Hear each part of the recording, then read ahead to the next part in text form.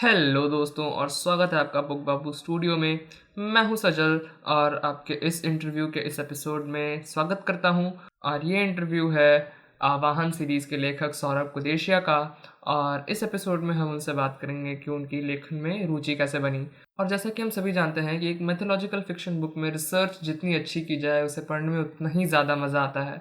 तो आज के इस एपिसोड में हम उनसे ये भी बात करेंगे कि इस किताब को लिखते समय उन्होंने जो रिसर्च की उनमें उनको किन कठिनाइयों का सामना करना पड़ा।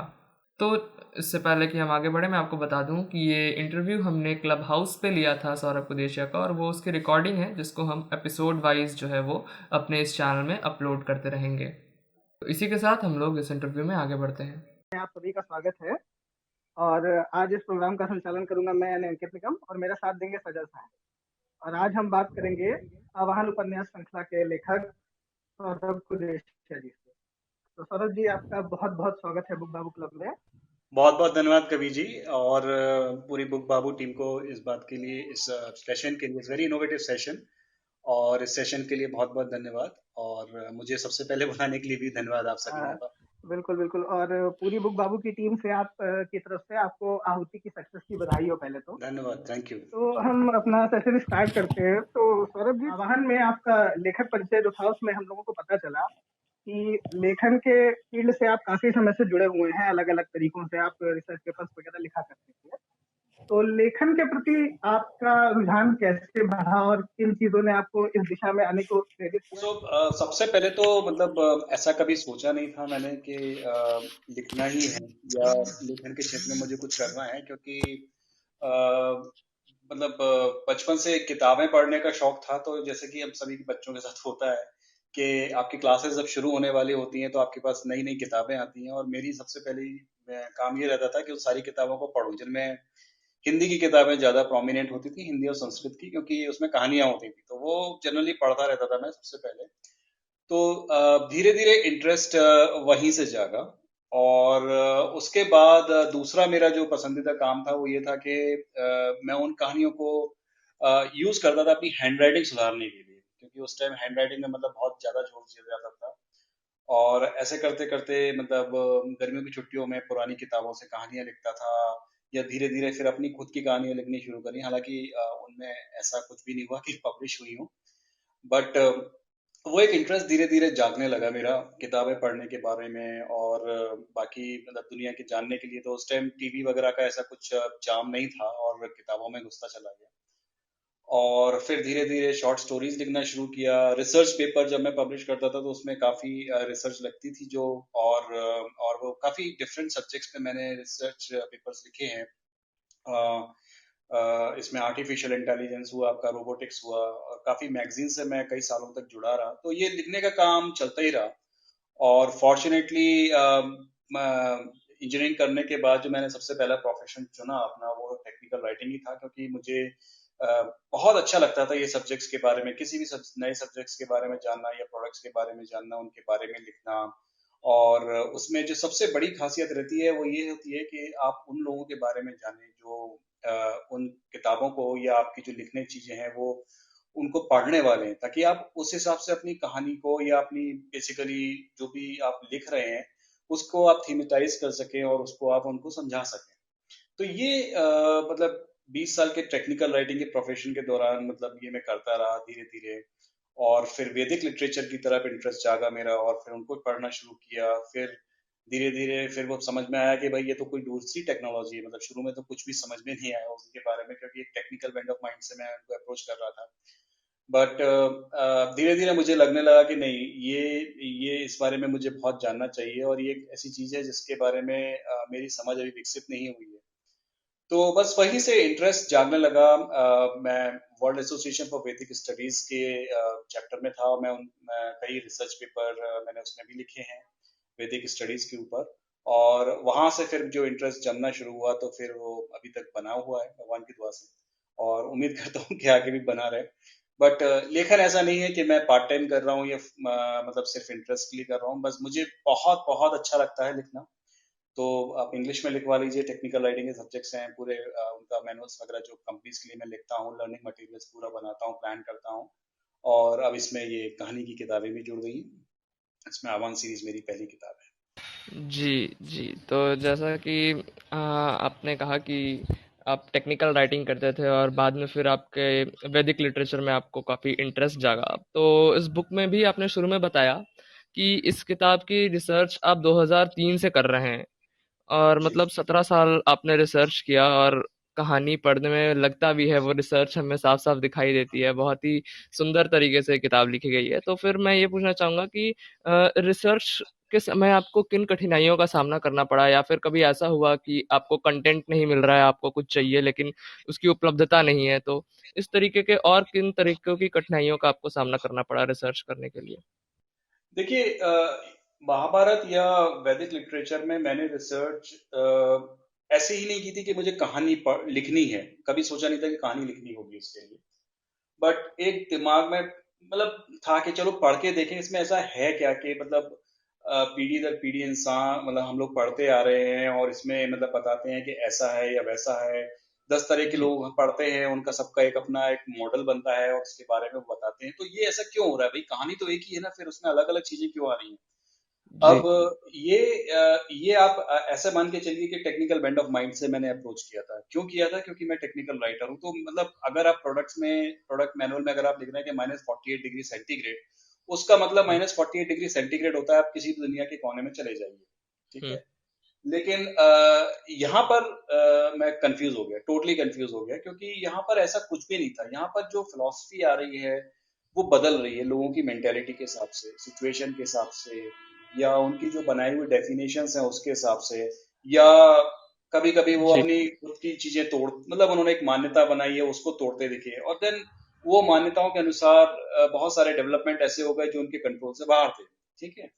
तो अब यहाँ से थोड़ा सा इंटरेस्टिंग होता चला गया, और बीच में तो मतलब मैंने पढ़ना छोड़ ही दिया था, क्योंकि मैं इतना कंफ्यूज हो गया था कि मैंने कहा नहीं भाई, ये इतना ज्यादा फैला हुआ है कि इसमें अगर मैं गीता पढ़ रहा हूँ तो गीता में भी मतलब 30-35 गीता निकल के आई है, मैं अभी तक एक ही गीता पढ़ पाया हूँ। जी, और उसके बाद पता पड़ रहा है कि लोगों को पता ही नहीं है कि गीता का मतलब कुछ और होता है या कुछ और नहीं होता है, या क्या चीज है गीता का मतलब ही क्या है वो।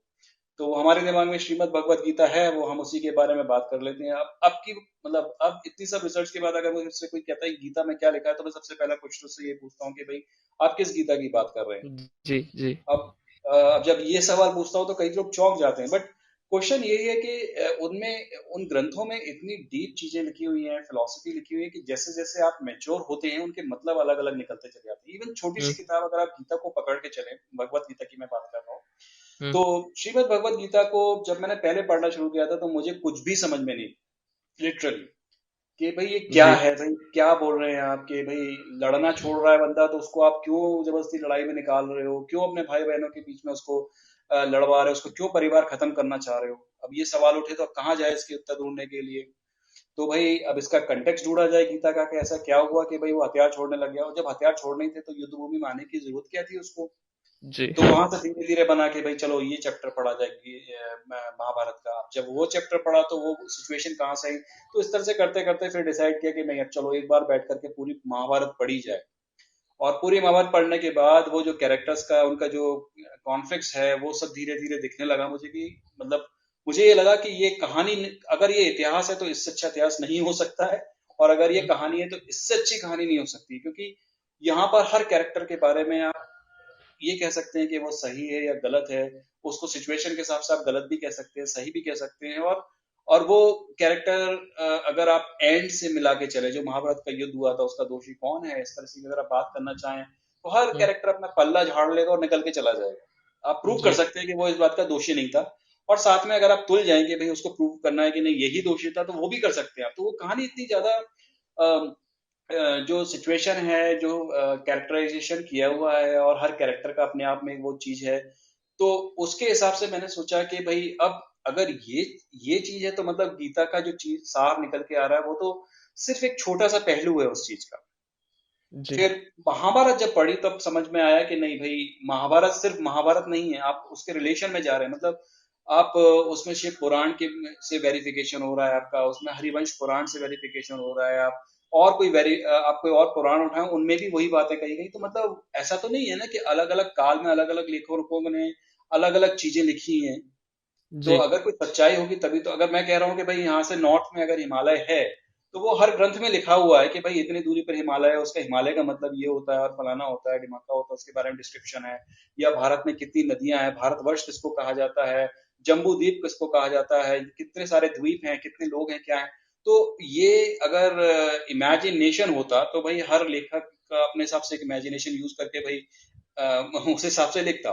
बट ये बिल्कुल। सब इतिहास के हिस्से थे, तो ये सब कनेक्टेड थे, उसमें आपको कहीं पे भी अ, ऐसा नहीं लगेगा कि हरिवंश पुराण में जो लिखा हुआ है वो महाभारत के कॉन्फ्लिक्ट में है, या महाभारत में जो लिखा है वो शिव पुराण के कॉन्फ्लिक्ट में है, अगर उस कॉन्टेक्स्ट में आप समझे तो। हुँ, और महाभारत पढ़ने के बाद पता पड़ा कि भाई एक और पुराण है हरिवंश पुराण, जिसको हम लोग महाभारत के बाद का पुराण कहते हैं, मतलब एक छोटा सा उसका एक्सटेंशन भी कहते हैं। तो हुँ, अब ये सब चीजें जब आई, तो अब मेरे पास इतना मटेरियल हो चुका था कि मेरी जो कोर थीम थी स्टोरी की कि भाई क्या ऐसा हो सकता है जो मैं सोच रहा था, उसके जी, मुझे पॉइंटर्स मिलने चले गए कि भाई क्यों नहीं हो सकता ऐसा।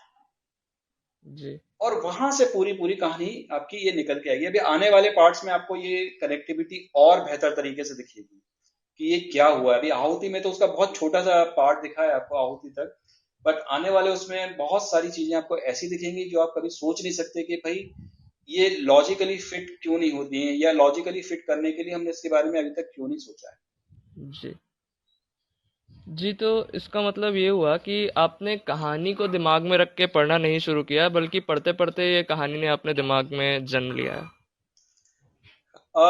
कहानी का प्लॉट तो मेरे दिमाग में था, और प्लॉट प्लॉट नहीं बोलना चाहिए, बिल्कुल एक छोटा सा हिस्सा मुझे दिखाई दिया। आप ऐसा मान के चलिए कि ओके, ये पूरी कहानी मुझे एक जिग्जा पजल जैसी दिख रही थी कि अगर ये हो सकता है तो वो क्यों नहीं हो सकता है। तो ओके, अब इन दोनों पॉइंट्स को जोड़ने के लिए क्या करना चाहिए, तो क्या करना चाहिए के लिए कहाँ जाऊं मैं। महाभारत पढ़ी तो ओके। उसमें थोड़े से पॉइंटर्स मिले, लेकिन वो पॉइंटर्स यहाँ पर मैच नहीं कर रहे थे, तो उसके लिए फिर हरिवंश पुराण पढ़ा के भाई एक्सटेंशन कहाँ पर हुआ, ये किस तरह से हुआ। अब धीरे धीरे उसमें फिर कैरेक्टर्स इवॉल्व होने शुरू हो गए, मतलब कैरेक्टर्स मतलब जो हमारे वेल नोन कैरेक्टर्स हैं महाभारत के, उनके अलावा भी जो सपोर्टिंग कैरेक्टर्स हैं। अभी जैसे शोण है, या आचार्य रुद्रदेव जी हैं, या उनके साथ के जो कैरेक्टर्स हैं, जी, शरण्या है, वो कैरेक्टर्स धीरे धीरे डेवलप होने शुरू हो गए। और इसमें एक जो मेन थॉट प्रोसेस था जिसने मेरे को पूरा ड्राइव किया इस पूरी कहानी में, वो ये था कि ये महाभारत में आपके सिर्फ एक परिवार, माफ कीजिएगा, ये राज परिवार के बारे में बात हुई है, ठीक है, वेदर जी, वो आपका कुरु वंश हो, या आपका ये कौरव, माफ कीजिएगा, ये यदु वंश हो, या बाकी के जितने भी वंश हो, उनके बारे में एक हाई लेवल पर बात हुई है, जो कि आपके राज दरबारों के अंदर तक सीमित थी बातें, मतलब हुँ, पॉलिटिक्स के बारे में, मतलब हाई लेवल पर पॉलिटिक्स के बारे में। जी, बट उस टाइम भाई आपकी जनता भी थी, राइट। हुँ, जनता ने ये सब भुगता है। बिल्कुल, युद्ध हुआ तो सबसे पहले जनता मारी गई, सैनिक मारे गए, ठीक है। और उसके बाद युद्ध के बाद 36 साल तक जब वो अकाल पड़ा है, या जो भी सत्यानाश हुआ है देश का, संसार का, कि भाई खाने को नहीं मिल रहा है, या वो उनको जीने को नहीं मिल रहा है, लोगों की हालत खराब हो गई, बीमारियां फैल रही हैं, वो सब भी जी, उन्होंने ही भुगता है। तो दिमाग में ये सवाल आया कि भाई ये कहानी उनके तरीके से क्यों नहीं कही गई कभी। जी, जी, भाई आज आज की डेट में आप किसी भी राजनेता के ऊपर पॉइंट कर सकते हैं कि यार उसने वो डिसीजन क्यों ले लिया यार, हुँ, तो उसको ऐसा नहीं करना चाहिए था। मतलब आप खुद ही बहुत बहुत बड़े उनके एक ज्ञान देने वाले बन जाते हैं हम लोग, कि उनको ऐसा नहीं करना चाहिए था, अरे उस टाइम ऐसा नहीं होना चाहिए था, अरे उस वॉर में ऐसा गलती कर दी, फलाने ने ऐसा कर दिया, वैसा कर दिया। तो जी, ये सारी चीजें तो जनता के दिमाग में उस टाइम भी होंगी, करेक्ट। कि हुँ, भाई बिल्कुल, अगर द्रौपदी का चीरहरण हुआ उस टाइम आपके कुरुवंश के लोग हुआ क्या कर रहे थे, क्यों नहीं किया उन्होंने, ठीक है। या फिर युद्ध होने वाला है तो भाई 5 गांव देकर छुट्टी करो ना, क्यों युद्ध पे तुले हुए, जबकि पता है कि पांडव इतने स्ट्रांग हैं। हुँ, तो अब ये दो गैप हो गए, एक जनता का पक्ष जिसको आधी से ज्यादा चीजें पता नहीं होती है कि भाई टॉप लेवल पे क्या चल रहा है, पॉलिटिक्स क्या चल रही है, क्यों ऐसा किया गया, क्यों ऐसा किया गया, जी, ठीक है। दूसरा रहता है आपके हाई लेवल वाला, जो जिनको ठीक है उन्होंने एक डिसीजन ले लिया और उसका एक उन्होंने एक एनालिसिस किया, लेकिन वो कभी भी उस लेवल पे नहीं जाता है कि उसका एक भिखारी पर क्या असर पड़ने वाला है, या देश पे क्या असर पड़, जनता पर क्या असर पड़ने वाला है। उन्होंने जी, कहा युद्ध करना है, उन्होंने भेज दी, उन्हें 1 करोड़ की सेना भेज दी करके, ठीक है। अभी वो उसके परिवार मर रहे हैं, या उनके परिवार में क्या हो रहा है सर, तो ये सब चीजें एक तरह से हम लोग उस महाभारत में नहीं देख पाते, कुछ जगह दिखती हैं ये सब चीजें। जी, और बट उस काल के लोगों की जो फिलॉसफी है, और वो इन घटनाओं से जिस तरह से प्रभावित हो रहे हैं, वो कहीं ना कहीं दब के रह गई है, वो कहीं उभर के नहीं आई है। इसलिए अगर आप देखें तो जो भी महाभारत के काल के चैप्टर्स हैं, आह्वान में, स्तुति में, आह्वान में तो नहीं, सॉरी, स्तुति में और आहुति में, उनमें जनरली एक क्लैश आपको देखने को मिलेगा। एक तो वो व्यू पॉइंट है जो कि आचार्य रुद्रदेव और शोण का चल रहा है कि भाई अब मथुरा पर अटैक कर रहे हैं तो अब मथुरा से भागना पड़ रहा है, अब यहाँ से भी भागे वहां से भी भागे, क्या करें हम लोग। ठीक बिल्कुल। है। दूसरा दूसरा वो कृष्ण जी का चल रहा है कि भाई अगर मथुरा पर आक्रमण करेगा जरासंध तो मुझे क्या करना है, कैसे करना है। तो ये दो पार्ट्स जो हैं वो अक्सर आपके ऊपर नीचे होते रहते हैं, और यही बहुत तीनों उपन्यासों की खूबियां हैं कि आप महाभारत को एक ऐसे पर्सपेक्टिव में देख रहे हो जिसको मतलब ही नहीं है कि भाई पांडव राज्य करें कि आपके दुर्योधन या कौरव राज्य करें, कौन राजा बनेगा, क्यों बनेगा, कैसा हुआ, कुरुवंश का असली हकदार कौन था, पांडवों ने क्या गलत किया या द्रौपदी के साथ क्या हुआ। उनका मतलब ये है कि भाई हमारी रोजी रोटी कैसे चल रही है।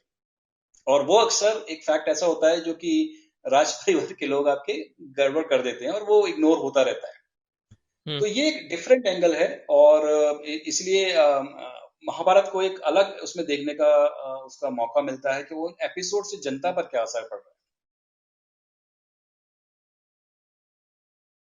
तो दोस्तों बस फिलहाल के वीडियो में इतना ही, और हम लोग अगला एपिसोड जल्दी ही लाने वाले हैं। और अगले एपिसोड में हम सौरभ कुदेशिया जी से बात करेंगे कि mythological fiction as a genre जिस तरीके से डेवलप कर रहा है इंडिया में, उसके बारे में उनका क्या सोचना है। और आगे के एपिसोड में हम लोग ये भी डिस्कस करेंगे कि मैथोलॉजिकल फिक्शन को कैसे अप्रोच करना चाहिए एज अ राइटर, उन्होंने कैसा अप्रोच किया और वो कैसे सजेस्ट करते हैं कि हम लोग मैथोलॉजिकल फिक्शन को अप्रोच कर सकते हैं एज अ राइटर।